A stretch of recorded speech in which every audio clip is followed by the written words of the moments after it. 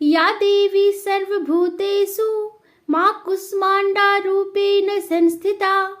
नमस्तस्यै नमस्तस्यै नमस्तस्यै नमो नमः।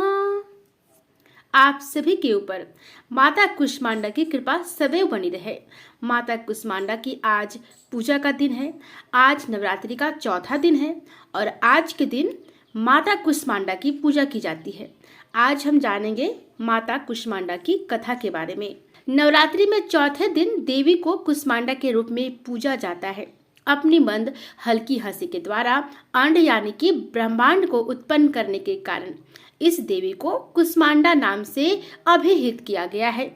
जब सृष्टि नहीं थी, चारों तरफ अंधकार ही अंधकार था, तब इसी देवी ने अपने ईर्षद हास्य से ब्रह्मांड की रचना की थी। इसलिए इसे सृष्टि की आदि स्वरूपा या आदि शक्ति कहा गया है। इस देवी की 8 भुजाएं हैं, इसलिए अष्टभुजा कहलाई है। और इनके 7 हाथों में क्रमशः कमंडल, धनुष, वाण, कमल पुष्प, अमृत पूर्ण कलश, चक्र तथा गदा है। 8वें हाथ में सभी सिद्धियों और निधियों को देने वाली जपमाला है।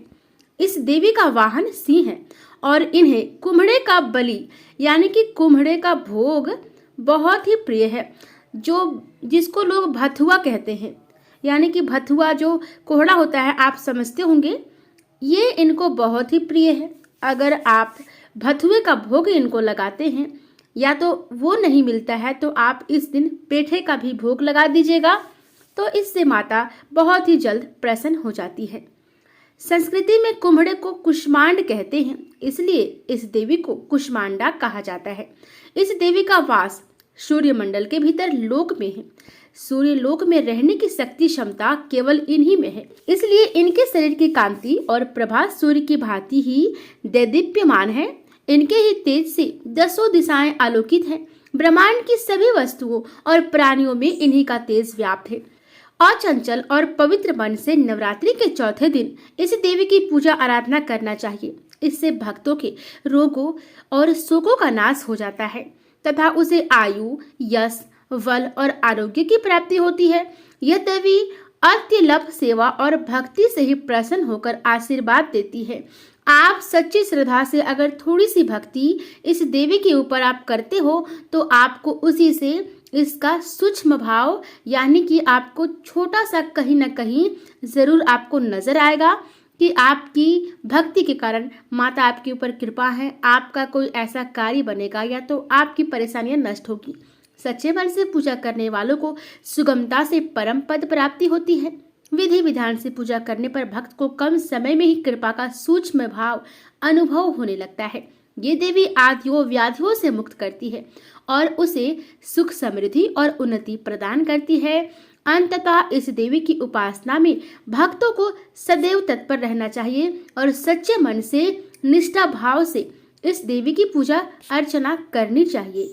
माँ की आराधना मनुष्य को बहुत ही सरलता से भवसागर से पार करने के लिए सबसे सरल और श्रेष्ठकर मार्ग है। माता की पूजा मनुष्य को भय, व्याधियों से हमेशा खत्म करके उसे सुख, समृद्धि और उन्नति की ओर ले जाता है। इसलिए जो भी मनुष्य अपनी लौकिक और परलौकिक उन्नति चाहते हैं, उन्हें सदैव माता कुष्मांडा की पूजा करनी चाहिए। इनकी पूजा के दिन सबसे पहले आप सुबह स्नान कर ले और घर को साफ स्वच्छ कर ले।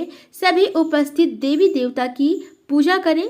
उसके बाद माता कुष्मांडा की सच्चे मन से पूजा करें। हाथों में फूल लेकर माता को प्रणाम करते हुए फूल चढ़ाइए। फिर माँ कुष्मांडा सहित पूजा में स्थापित समस्त देवी देवताओं की विधि विधान से पूजा कीजिए। नवग्रह की पूजा कीजिए।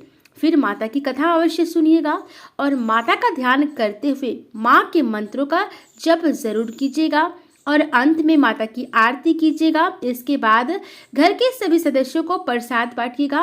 अंत में माता को अति प्रिय जो कद्दू जिसे कहते हैं, कुम्हड़ा भी कहा जाता है, उससे बने पेठे या मालपुए का भोग जरूर लगाइएगा।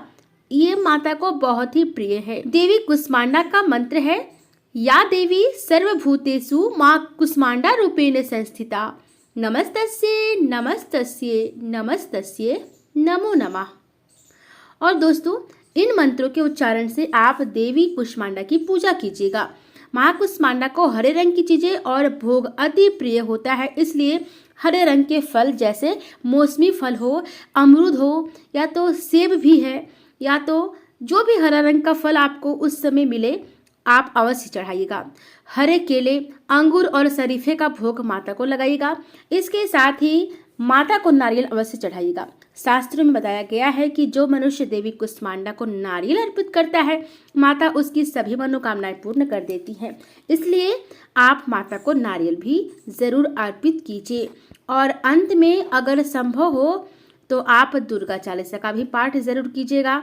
दुर्गा चालीसा का पाठ भी करना बहुत ही शुभ होता है, इससे माता अति प्रसन्न हो जाती हैं।